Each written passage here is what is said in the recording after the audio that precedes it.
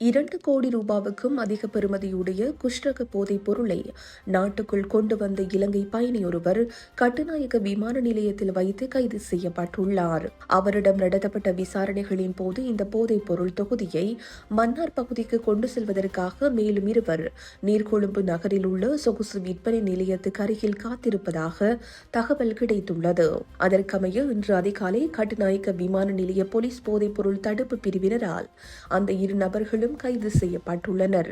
கைது செய்யப்பட்ட பயணி யாழ்ப்பாணம் மானிப்பாய் பகுதியைச் சேர்ந்த 26 வயதுடையவர் எனவும் அவர் அடிக்கடி வான் பயணங்களை மேற்கொள்ளும் ஒரு வர்த்தகர் என்றும் போலீசார் தெரிவித்தனர். அவர் இன்று அதிகாலை 12:35 மணியளவில் தாய்லாந்தின் பேங்காக் நகரிலிருந்து தாய்லாந்து ஏர்வேஸ் விமானம் மூலம் கட்டுநாயக்க விமான நிலையத்தை வந்தடைந்துள்ளார். குறித்த பயணியின் பயண பையின் ரகசிய பகுதியில் 2 பொதிகளாக மறைத்து வைக்கப்பட்டிருந்த 2 கிலோ 116 கிராம் குஷ் போதைப் பொருள் கைப்பற்றப்பட்டுள்ளது. இதன் சந்தை பெறுமதி 2,11,60,000 என மதிப்பிடப்பட்டுள்ளது. உடன் கைது செய்யப்பட்ட இனிய இருவரும் மன்னார் பகுதியைச் சேர்ந்த 43 மற்றும் 36 வயதுடையவர்கள் என்று அடையாளம் காணப்பட்டுள்ளனர். இதில் ஒருவர் தொழில்நுட்பவியலாளராக பணியாற்றி வருபவராவார்.